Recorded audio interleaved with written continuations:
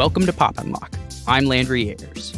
Joining me to count down the top 10 greatest Huey Lewis and the News albums and dive deep into the twisted mind of Patrick Bateman, American Psycho, our senior fellow at the Cato Institute, Julian Sanchez. Landry, hey, let's get lunch. And associate editor at Reason, Liz Wolfe. Hey, thanks for having me. So glad to have you both here, especially to talk about a film that is as kind of complex and odd as American Psycho. Specifically, when you think about where it came from as a novel by Easton Ellis, and then what it became as a film, and really what it's become after that in its legacy in internet culture. So the book itself was really called out as being highly misogynistic and hyper-violent, and there were calls for boycotts of it from all of these people, and it's a very graphic book in and of itself. I don't think you can deny that. It's even said that apparently when they were making the movie and there was talk of Leonardo DiCaprio getting to be cast as Patrick Bateman, that Gloria Steinem herself had to kind of help convince him that it would ruin his image with his younger female fans, and tried to convince him not to take it. But eventually they land on Christian Bale, and it's really interesting because both the script was written and adapted, and it was directed by women as well. And it really takes on a new form in the visual medium and becomes, I think, a lot more about a pointed depiction of masculinity at a certain point in time. Is this movie a feminist film in that way? Yes or no? And why? What's your take on that? I mean, the thing that I keep coming back to is not the degree to which it is or is not a feminist film, because to some degree, I like the restraint that the director exercised in terms of understanding which pieces to excise from the book and use and how to use them in a way that is still a decent and pleasant-ish viewing experience. I think had she had more fidelity to the book, it would have been, terribly graphic, terribly uncomfortable to watch. It would have sort of seeped into the obvious explicit horror category, and you might have lost some of the satirical elements. So I appreciate the restraint to some degree. But the thing I keep coming back to is how interesting it is to consider this sort of like metrosexual, ultra vain dudescaping, manscaping type attitude. Because one of the things that I think people sometimes talk about nowadays is, they sort of pretend we're in a new fresh wave of like TikTokified dude hair, dudes caring a lot about their personal care and hygiene routines. Men are being more freely vain. But we did have this whole wave in the 80s. So this isn't exactly a thing that's limited to 2022 or 2021 or something that happened with the advent of social media. This is something that really existed 40-ish years ago. And so I really like the degree to which American Psycho brings you back to that time and reminds a modern day viewer that this is not a new or recent phenomenon.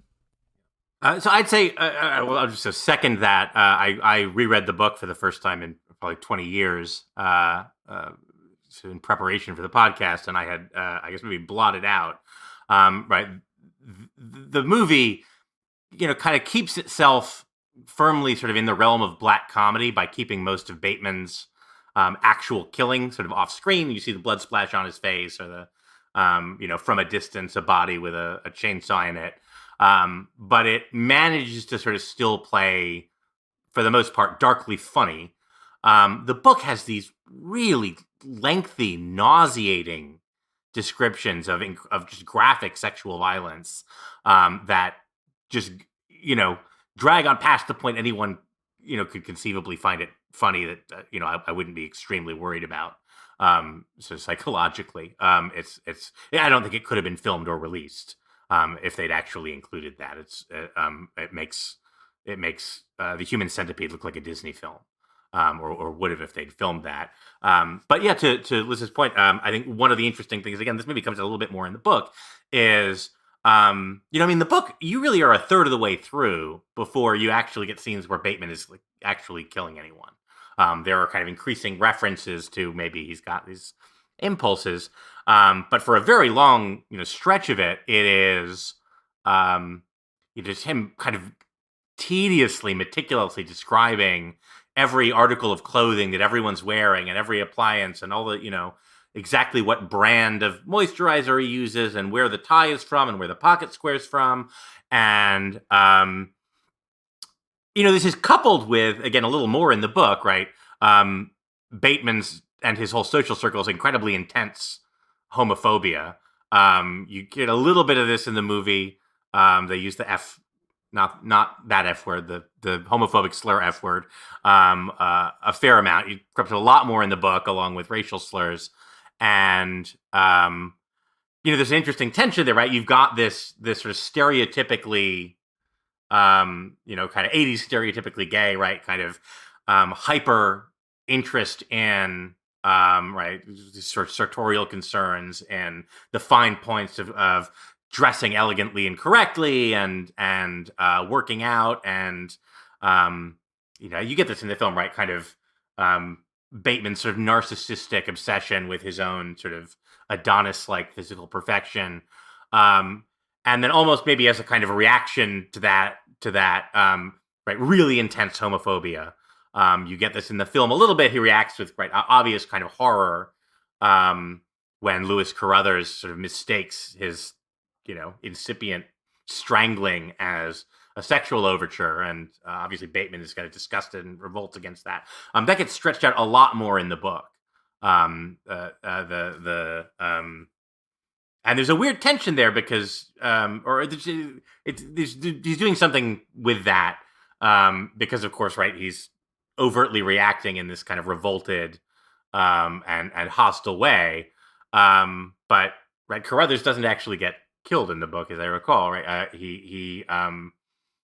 in fact, I think it's the fact that violence is eroticized for Bateman, right? The fact that again, much more clearly in the book, that he is right sexually aroused by the violence he inflicts, right, creates this situation where he backs off an attempt to kill Carruthers, precisely because I think he's anxious about right recognizing what it might mean for him to experience, right, sort of the arousal of that murder in a context where, in some sense, right, the victim is a man who is attracted to him. So that's something that's I just it's a 90-minute movie, so there's just a lot of that doesn't make it in the same level of detail. So this is, I think, actually a huge weakness of the movie. The fact that the connection between the eroticism he feels from violence, I don't get that in the movie to nearly the degree that I would have expected. Do you guys get that? Like to some degree, the thing that they do a really good job underscoring and highlighting is that that Bateman is so detached from getting any sort of sexual gratification from women. He obviously sees them as objects. He has porn on in the background while he's doing like routine chores and errands and stuff like that. Making a dinner reservation, there's just like porn playing the way that like I would maybe put on like a cooking show or something like that, or a beauty tutorial, but for him it's porn. But I don't get the connection in the movie between eroticism and violence as it's sort of portrayed in Bateman's mind. Do you get that in the movie? I really don't. I'm not sure where it gets. And to me, what's interesting is he talks about these compulsions that are constantly sort of, creating this inhuman need for him to enact violence on all of these people. And you sort of get the idea that, and he says, like, I've confessed to killing like 20 people, and, this might have happened before, and he's had these compulsions for a long time, but only recently are they being forced out into his real life. But you kind of get the idea that he's, well planned enough that he's probably enacted this type of thing before, but the release he does get from it becomes less and less over time. But I don't know if that comes from the act itself, not functioning in the same way, or if it's that he gets sloppy in the way that he does it, and he gets closer and closer to getting caught doing it by someone like Willem Dafoe's character. And that is, he comes to this, fear-fueled confession when he finally calls his lawyer on the phone after he's gone on this crazy killing spree out of nowhere, and he begins to, like, break down emotionally, and it's, one of the few times in the film beyond just rage that we're getting a lot of emoting from this character, and you wonder for a brief moment where this is coming from and what it's going to, and then you realize that it's simply a fear of getting caught, not a fear of being inhuman and realizing any sort of thing about himself. He doesn't undergo like a significant internal change at that moment. There's no There is no sort of catharsis. There's nothing to exactly. There's learn no from the telling. catharsis there. It's only I'm about to get caught, and the guilt says that is where it comes from. So the sort of lack of any type of gratification from this, it's true. It's sort of complicated, but maybe that lends into the sort of dissatisfaction that he feels at the end of the film. I can't speak to the ending of the book, but maybe that disconnect where we assume there to be a gratification, really it being absent is trying to illustrate the meaninglessness of it all and the sort of flaw in what could be seen as delusions, but I think a lot of people take as something he has actually enacted on these people. The movie, much more than the book, right, kind of leans into this idea of ambiguity about how much of this violence he's carried out is, some kind of hallucinatory fantasy. There's a little bit of that in the book, but it's less. The way the movie is structured, right? All of the elements that seem like, we're getting Bateman's unreliable narration. We're seeing through his eyes stuff that probably does not literally happen exactly as it's depicted, is sort of bunched together at the end. In a way that, it's not that none of this happens in the book. It's that they are compressed as the final moments, or the final 20 minutes, in a way that much more strongly biased towards a sort of suggestion that, oh, maybe this is all in his head. That's much less strongly suggested in the book. In the book, I think the stronger implication is that, well, yes, he's an unreliable narrator, but that that in a sense, right, the society around him is so psychopathic that he is in fact kind of normal, that it will not allow him to be caught, because, well, he's this wealthy, attractive, outwardly conforming, rich white guy, and so even when he tries to openly confess, they sort of don't recognize him as this monster that he is. One of the interesting scenes that in the movie, I think, leans more into this, again, the ambiguity about whether he's really done it, is he goes to visit the apartment where he's killed Paul Allen in the movie, Owen in the book, and a couple of other sex workers there, at least that we've seen on screen, and everything is sort of cleaned up and repainted, and there's a realtor showing the place, and it's sort of a little bit tense. And it leans a little heavier in the movie into the potential interpretation that, like, this was never Paul's apartment, that none of that really happened. In the book, the clearer implication is this is a multi-million-dollar condo, right, that needs to be resold.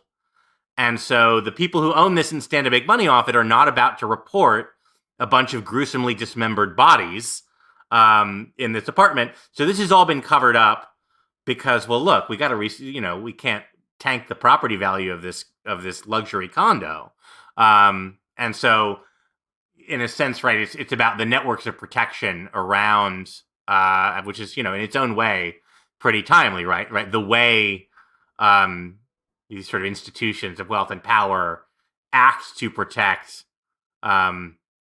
even people who are increasingly, obviously, and openly depraved. You could pick your favorite example from the contemporary headlines.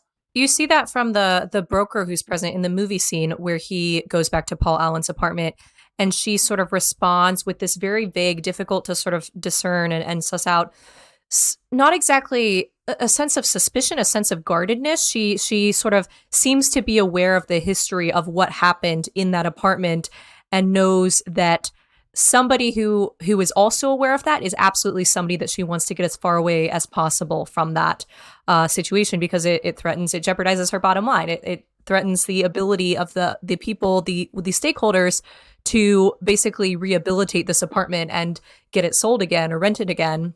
And so I think that scene is really interesting because it's almost like, I think that it lends some credence to the idea that these things actually did happen in reality and not just in Bateman's head, because there's a sense of like acknowledgement from her. And I don't know, I don't know what to make of her guardedness, if not that.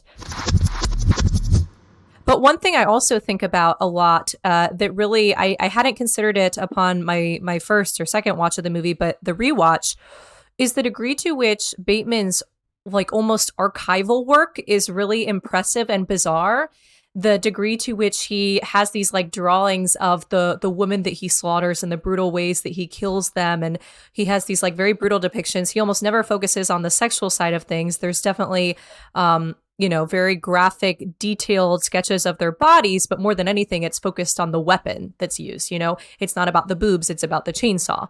But then you also see, the degree to which he can sort of very easily in his confession rattle off all the different crimes he's committed.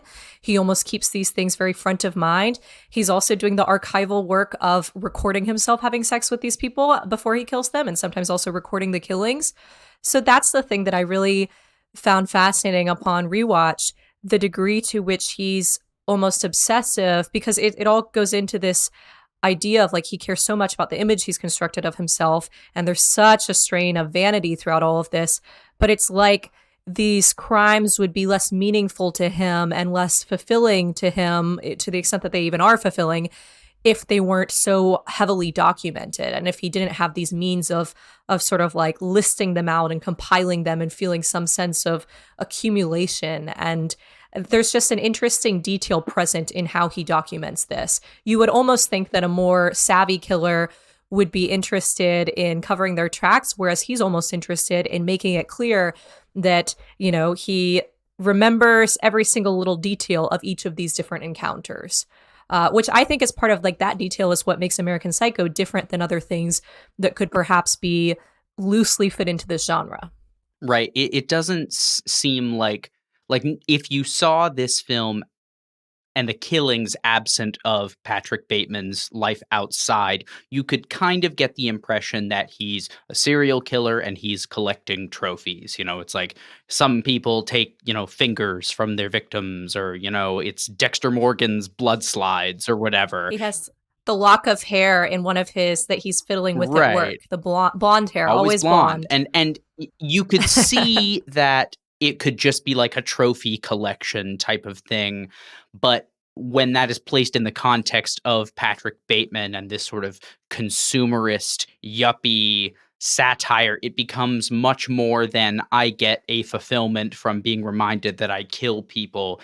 It is that fulfillment is derived from a list, a collection of things that are more associated with labels and esteem rather than just a sort of collection of trinkets. It's much more of something that he is proud of rather than just feels he talks about his compulsive needs, but the trophies he collects and the archiving, which I think is a really great way of putting it because it's so organized and is this sort of record of the acts, it creates more of a story for him, which a lot of serial killers in the sort of depictions that we get, they do sometimes get depicted as doing this for esteem. And, they eventually confess and, want people to know all of the people that they've done. But in the consumerist label, sort of routine-driven world of American Psycho, he stands out, and maybe it is more a sort of satire on that type of thing and equating it with the serial killer type collecting compulsion rather than comparing Patrick Bateman to the serial killer. It's sort of moving in the opposite direction and drawing our eyes in a new way. Well, you see, I mean, you get a connection um, between his sort of status anxiety and the murders in both the book and the film. Right, he first moves to kill Carruthers, though he doesn't actually do it. When he realizes Carruthers has a much better business card than he does, and this enrages him. There's a murder that he confesses to in the film that we don't see on screen, that we do get at length in the book, where he kills an ex-girlfriend from Harvard, and it's right after she's come to his apartment. He's got this painting that he's David and someone that he's very proud of on the wall, and she realizes he's hung it upside down. And she sort of giggles a little bit, and that's when he, hits her in the head with a nail gun. So a lot of his violence in both of them, right, seems to immediately follow some kind of perceived humiliation or something that's sort of thrown his sense of status into question. Well, the thing that I find really sort of baffling still is which women get targets on their backs versus which don't in Bateman world or in Bateman's mind, because I think you could almost line them up to be a high status, low status thing, where Evelyn and Courtney and these women who are in his milieu aren't ever threatened in the same way that other women are. But then, a prostitute that he finds on the street is somebody who ends up killed, or he's constantly sort of killing prostitutes. He sees a secretary as somebody that he can feasibly, plausibly do all this with. But then the one thing that really does scramble this is Elizabeth, I think is her name, the brunette acquaintance of his who sort of runs in his same circles, who he has the threesome with, Christy, the prostitute, and Elizabeth. And he kills Elizabeth first and then is angling to kill Christy, and she ends up almost successfully escaping. But that's the thing that really scrambles it for me, of Elizabeth would be the type of person who would be sort of seen in a cohort with Evelyn and Courtney and those types. And so I sort of don't know what to make of that status pursuit in terms of his victims. What do you guys think there? I mean, it does seem like there's a kind of escalation where, most of his targets are lower status. And there's an element of kind of class humiliation that sort of precedes the physical sadism, where he kind of goes out of his way to talk about where he worked and his fancy job, and he's asking the prostitute he picked up on the street, where'd you go to college? And there's in the scene with Elizabeth, she's saying, where do you summer? Is it the Hamptons? And there's a whole element of obviously she didn't go to college, doesn't summer anywhere, doesn't have a context. She's obviously a North Fork girl, right? Yes, obviously. But he just seemed to escalate over the course of it, where he is gradually ascending to victims closer to his own socioeconomic status and class status. Although in the book, the first sort of indication of his tendencies is that his fiance's neighbor has been decapitated, and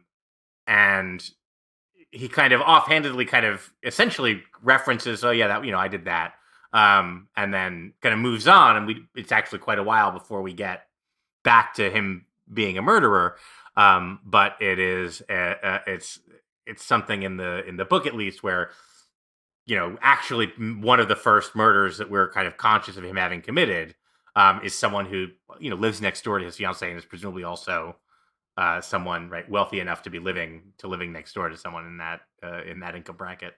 It's also really interesting and I noticed this as I was watching, that there are several moments in the film, and I think they're almost exclusively when he's talking to women. I might be wrong about that, but I think it's the case, where he, in a normal conversation in a public place, when he would normally be very guarded and trying to not describe his acts or anything like that, he will flat out tell people about his compulsions for violence and what he does. Like, they're at the nightclub one night, and one of the women over all of the music asks what he does. And part of this is he's probably feels like he can get away with it because there's all the loud music playing and she can't really hear him. But she says, "What do you do?" And he says, "I work in murders and executions." And she hears mergers and acquisitions and asks him if he likes it, because all the people she knows that works in that hate it. And it's this weird, like, she's not phased by it. But then later on, he's on the phone with his secretary, and he's trying to tell her what he's like, I think he says either "I'll kill you," because she's questioning him, or he's like, "I've killed a bunch of people." It is a blatant confession, and she just goes, "What's that? I can't hear you." Um, and then later on, when he's breaking up with Evelyn at the restaurant, he is describing his compulsions he says, "I have these homicidal tendencies that I cannot let go." And she is so in her own world that she's being broken up with, that sort of impact does not even phase her at all. And I was really kind of taken aback by that, because he, it's weird because he takes such like pride in the work, but is also so guarded about it with certain people. But perhaps it's that status anxiety in the way that he escalates and sort of differentiates his victims, that he feels like there's some people that he can be honest with. And maybe it's perhaps because he doesn't feel threatened by those types of people, and it's a way of sort of exerting his own power on them. And the most transgressive part of that scene, the one where he breaks up with Evelyn, is not even that he is sort of quietly admitting to some of these things while she ignores him. The most transgressive part is that he's using a crayon or a colored pencil to color on the table, and he's coloring, stuff about his most recent execution. I think it might have been a chainsaw situation, but it's not even the fact that there's a chainsaw there. It's the fact that he is coloring on the table at this presumably very high status restaurant. Like, that's the thing that really should be most striking about the entire thing. Yeah, I mean, one of the things that is conspicuous is sort of how little he seems to care about getting caught, and I mean, that's in a sense, right? I think this is the in a sense the satirical point, right? Which is, he doesn't really have to hide it. He gets there's a great scene that actually I don't think is in the book, where he runs into Carruthers while he's dragging these sort of blood-soaked sleeping bag or garment bag with one of his victims in it, and like loading it into the trunk of a car, and Carruthers walks by and looks at what he's kind of dumping in the bag. It's obviously a bag with a body in it. And he says, "Ooh, where'd you get that garment bag?" And and he goes, "Jean-Paul Gaultier," slams it and jumps into the car and goes off. So he's kind of throughout just sort of increasingly open about what he's doing, and it's just sort of never believed or recognized. In a lot of ways, this is a kind of a magical realist book and film in that sense, in that you have these sort of horrific, in one sense fantastical, in the sense of just being wildly outside of kind of any kind of normal reality, juxtaposed with these sort of incredibly mundane, catalogs of brands and details of couture, and no one sort of ever bats an eyelash, even as it just becomes increasingly overt, that he's a psychopath, and that's okay. He fits right in. That's what he says in both book and film, right? Why do your family is so rich? Why do you even bother with this job? Well, I want to fit in, and of course he does. Speaking of things that in the when this movie was released and in the world of it that people don't bat an eyelash at, they kind of take for granted, but looking back on it now might jump out and mean a lot more to us than when this film was made, is the inclusion of the Donald Trump idea in this movie, and the idolatrous sort of worship of Trump that is even heavier in the book, but is still very, very present in the movie. The sort of always looking at a different table and saying, "Is that Ivana? Is that Donald?" He changes an opinion about a restaurant because he hears that Trump actually really really likes it, and his favorite book is Art of the Deal. Are Patrick Bateman types or people maybe that saw American Psycho like I don't want to, overstate this, but are they partially to blame for Trump 2016? While the film might have not changed it so much, is there this sort of collective idea of what Trump was at that time that has morphed and changed and became The Apprentice and then the man who ran and won the presidency? And how did we get from American Psycho Donald Trump to the American Psycho Donald Trump? Yeah. I mean, it is interesting because it's clearly, right, in a sense, right, pre-political, right? So this is a book that comes out in 91 or 92, the film that comes out in 2000, when Donald Trump is a liberal Democrat. So right, it's not like, oh, he's being held up as a bad guy because like liberal Hollywood doesn't like a conservative Republican. But nevertheless, so that's not what's motivating this. And yet, when you want to show that someone is a soulless, a sociopath with no redeeming qualities, how do you show? Well, you show that his personal hero and role model is Donald Trump. So even with kind of the political valence is sort of inverted. The understanding for Ellis and his readers, and I guess if you were the film, is supposed to be, well, my gosh, you would have to be a really depraved person for Donald Trump to be your to be your personal hero, which is right. One of those interesting things about his kind of political ascendancy is that in like his own milieu, New York and folks who are interested in things happening in New York, right? Trump was sort of regarded with this degree of kind of horror and contempt long before he had any kind of political identity that was beyond being a friend of the Clintons. Yeah, I mean, I sort of compare this. I agree with all of that, and I compare this a little bit to the first few episodes of Sex and the City, where Samantha, the character in Sex and the City, tells Carrie when introducing Mr. Big basically to the audience, he's like the next Donald Trump, except younger and better looking.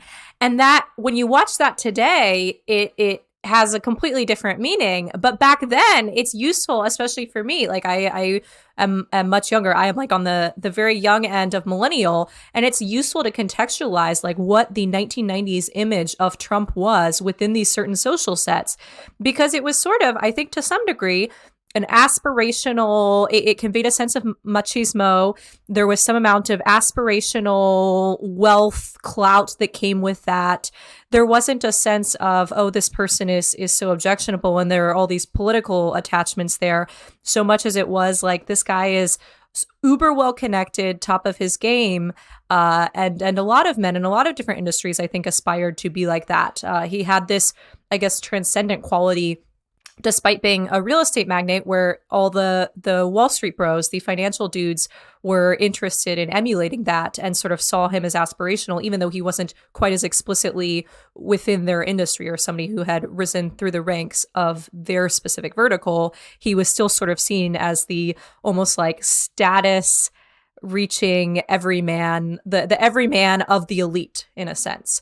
And I think you see that in Sex and the City, you see that in American Psycho. And it's funny because I wonder how many modern viewers see the Donald Trump references in American Psycho and take that sort of mental shortcut of being like, oh yeah, the director's saying like Donald Trump bad and Bateman bad and everybody's a psychopath. And it's like, well, that doesn't make sense. Like, that's pretty anachronistic if you actually think about it for more than 3 seconds. But I wonder to what degree the film holds up better because of people's sort of mental laziness and ability to take those shortcuts. It's interesting, too, because Patrick Bateman and especially the Trump election and presidency both kind of came. Patrick Bateman as an internet meme really, really took off at a similar time as the sort of Sigma grind set, like work hard, elite, top of your game type of like semi-satirical but not always mindset was beginning to launch. And then you have the Trump presidency, and that the sort of very, very heavy grassroots digital movement that went on to support him and try and swing the election in his direction, with things like the Donald and all the memes and things that were spurred on by that. They kind of ascend in a similar way, and you can see how these ideas have always kind of been in conversation with one another. But in a way, the memification of Patrick Bateman, I wonder, does it miss something? Does it not make that connection?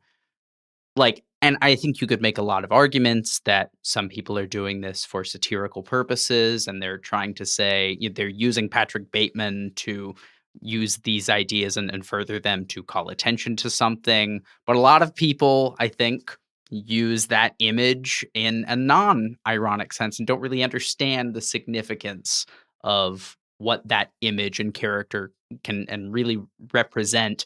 And it kind of muddles the meaning with that.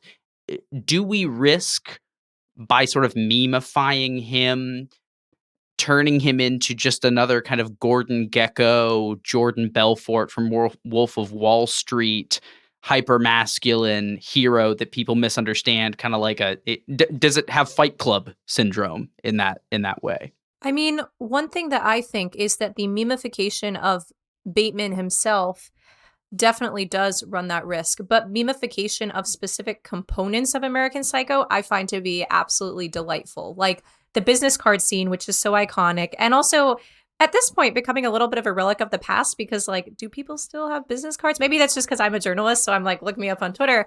But the best one that I've seen is it's all about poking fun at corporate culture and the sort of evolving mores there. But it's like the Paul Allen business card, and then it says like he/him on it, and sort of the absurdity of how that would like not in any way land, the gag, the joke is that would not in any way land in that type of corporate culture. But now that's like a thing that you see as much more pervasive and seen as, that type of signaling about people's pronouns is seen as not only something that is accepted in those types of circles, but something that I think people kind of do to signal their virtue and to get ahead in a lot of those environments, because that's seen as valuable in a way that it didn't used to be. I don't know. I mean, I think about like to such a high degree, all of this holds up. Like we don't call them yuppies anymore, and they're not typically Wall Street bros. The sort of recession and financial crisis kind of ruined the creation of media about Wall Street types. But there's also like perhaps private equity culture or venture capitalist culture is the closest corollary that we have now. The whole Silicon Valley earlier stage startup tech bro hustle culture doesn't map well onto this because it grapples with status and hierarchy in a different way. And at least in the earlier stages of creating businesses within Silicon Valley, there is so much more emphasis on actually putting in the time and doing the work before you can begin to reap the status rewards. And so in a sense, it's not quite as cushy as you graduate from a top tier school, you get hired by one of these firms, and then you're 26 or you're 27 years old, like a lot of these people, and you're in it. You have your Valentino suit and you have your Jean Paul Gaultier body bag or suit bag or whatever. It almost like seems more like what I've seen people from elite schools do when they go into consulting, but Silicon Valley, at least, the parts of it that are really respected do continue to have this actual barrier to entry, which is you have to actually be good at what you do. You have to have technical skill in a lot of situations, especially if you want to be ground level at a lot of these startups. Maybe later on, I think private equity culture might be the appropriate sort of modern day corollary, but I think to some degree, Bateman will be somewhat inoculated from being as memified because there's not as clear of a current equivalent. So, one of the things that interests me about this is when you could put it in the context of other, sort of, I guess, Wall Street satires or critiques, is how much this film doesn't directly really have a lot to say about capitalism, in contrast to those other works. In the book, actually, I don't think it says Gordon, but there is an offhand throwaway reference to what happened to Gecko. So it's implying that like Gordon Gecko is a character in this fictional world who has maybe suffered some kind of comeuppance for financial crimes. But right, those are in a sense, right, have something to say about, and we're all right libertarians here and generally pretty pro capitalism, but they all have a critique that is to some extent about the structures of capitalism itself, and how the artist perceives it as whatever, taking advantage of people or being based on so scams and trickery or whatever, and that's almost entirely absent here, right? There's a critique at the kind of level of character and culture, right? These are shallow, sort of insipid, banal people who look down on or have no compassion for the homeless and the less fortunate, and feel superior, though they don't really in any recognizable way deserve to feel that way or have any kind of greater personal merit.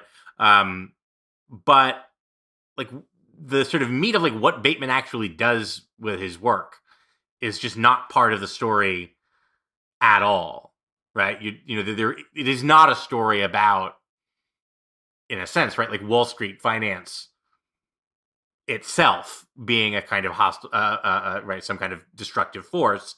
You hear almost nothing about. He's really interested in the Fisher account that Paul Allen has, but that's as far as you can tell, all he actually does at his desk is like read Sports Illustrated and make homicidal doodles, which is I don't know.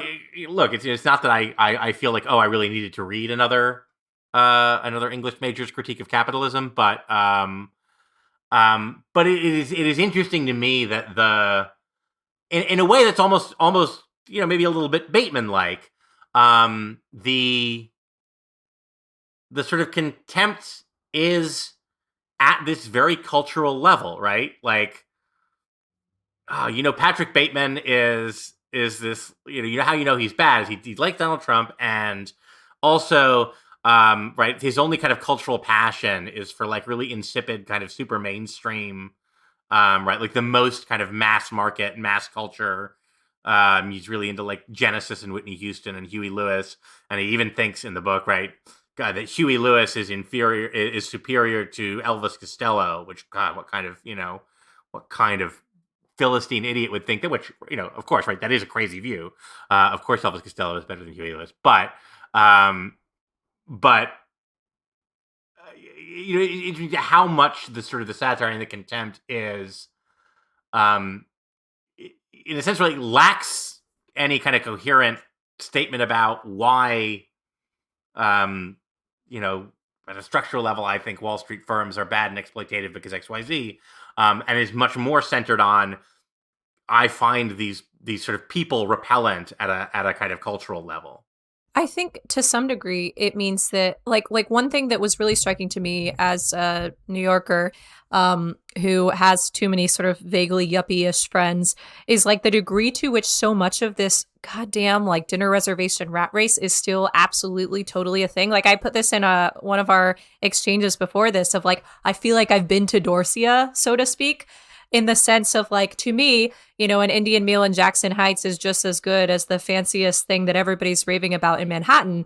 But for whatever reason, there's like a whole set of people, and I think it transcends industry to some degree. I see it reflected in friends who are high earners in a whole bunch of different fields, where there's just this interest in doing this thing to be able to talk. It's I guess a means of connecting with other people. Did you try the squid at Dorsia? Oh, we tried the squid ravioli there, or whatever. And it's relatable to some degree because I'm such a food person, but there is just this component that's like, I almost wonder, this like rich person, New York status game, will this ever feel out of date? This happened, this is set in the 80s. I still feel like some people that I know play this game and talk in this manner in 2022. I mean, in 2060, will this continue to be the way that like muddied New York high society type stuff works? Not that I don't want to oversell the degree to which I'm a part of that, but I do know a few people who are, very much like that. And, I oftentimes will try out a restaurant with them, every once in a while. And I'm just sort of constantly annoyed by how overrated a lot of these places are. I think perhaps because I'm not getting the social capital benefit from talking about it the way that they are. They go to work at a fancy law firm and they say, oh, I got a reservation at this place and we tried this dish there. Whereas I'm just like a freaking writer who tweets too much. And so if I say, I got a reservation at this fancy place, I don't think it means that much to the people that I'm trying to impress. And I think I kind of prefer my group because of that reason. A samosa that you get in Jackson Heights is just as valuable. Well, obviously, if they remade it, Bateman would be Instagramming all his appetizers. Well, that was an interesting part of the opening sequence, like the degree to which it's not blood, it's plating, that we're seeing with the red liquid that's being used. And then I don't know if you guys caught this in the credits, also business card font for all of them. Yeah, which I thought was just a fascinating way of just continuing to underscore these points about this is fundamentally a critique of upper crust people, not any of the deeper things beneath that. Although, one of the things I've seen Ellis sort of admit in interviews is that there is a somewhat kind of confessional element to this. Not in that Ellis is admitting to a series of murders, but that, right, look, I mean, this, again, maybe this comes out more clearly in the book, but like, Ellis is clearly intimately familiar with all of these brands. And, some of the restaurants are made up and some of them are real. And I think what he said in interviews is, look, this is a satire and a critique, but it's a critique of something that he is not totally unfamiliar with, that in fact, he is actually quite well acquainted with, Etro and Versace and Manolo Blahnik and all these things, and has in him recognizes in himself some of that sort of desire to kind of elevate himself through kind of identification with brands, and to be recognized as someone tasteful and. He threw his dad under the bus at first when the book first came out. Apparently, people were asking him what he's based on. He's like, "Oh, my dad, he's a real monster." And then only until recent years was he like, "Actually, I was just kind of embarrassed." And so it's actually much more based on my life during a certain period of time when I was like going through and living a life very similar to Patrick Bateman, not in the killing sense, but in this sort of like consumerist, consuming, status anxiety driven sense. I mean, looked at one way, these restaurant names and these brands, these fashion brands, and the names of different people who are working on different projects, like looked at one way, it's shorthand for constructing a personality or for attempting to convey that you have a personality to people. And I think there's a really dark side to that. There's a laziness that springs from that. And we see a lot of those themes touched on in American Psycho. But also looked at another way, and I hate to like be this like constant capitalist shill, but I am one.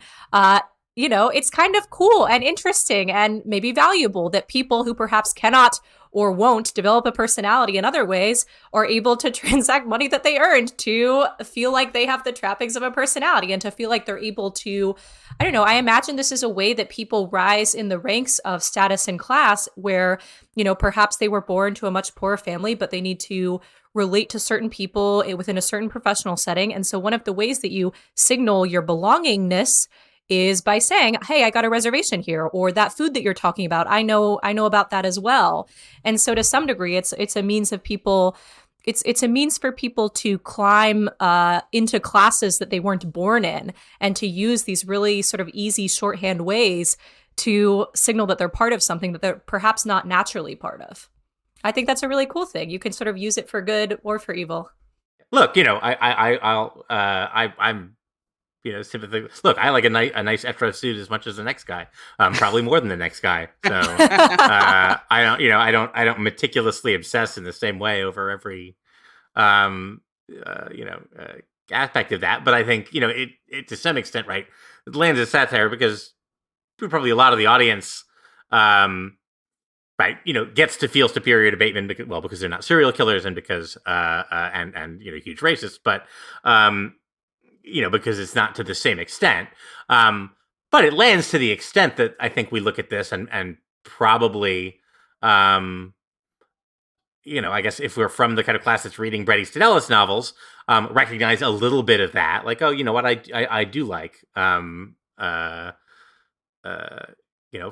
finding a nice suit and saying, gosh, I like how this looks, and I hope people notice that it's it's something fancy. As long as you just have to not mistake that for a personality. Yeah, as a person who worked at a Joseph A. Bank for 3 years in college, I do recognize a quality suit when I see one because I stared at so many that weren't for that long. Not a sponsor of the show and won't be in the future. I gotta say, one of my favorite blazers that I wear all the time is a tweed Joseph Bank blazer. The blazers are different. They do something with the blazers. The suits perfectly will fall nice apart. garment. I'll buy it. I'm just saying. I still have one in the closet. I own garments from Joseph A. Bank that I like a lot. I have no shame in that. I'm sure you bought 2 and got 19 free. Well, yeah, look, it doesn't hurt. It doesn't hurt that you could get 2. You get 2 for 1. Seriously, no, come for me, Bateman. No shame in my Joseph A. Bank jacket. Thanks for listening. As always, the best way to get more Pop and Lock content is to follow us on Twitter. You can find us at the handle @PopandLockPod. That's Pop, the letter N, Lock with an E like the philosopher, pod. Make sure to follow us on Apple Podcasts, Spotify, or wherever you listen, and please rate and review us if you like the show. We look forward to unraveling your favorite show or movie next time. Pop and Lock is a project of libertarianism.org and is produced by me, Landry Ayers. To learn more, visit us on the web at libertarianism.org.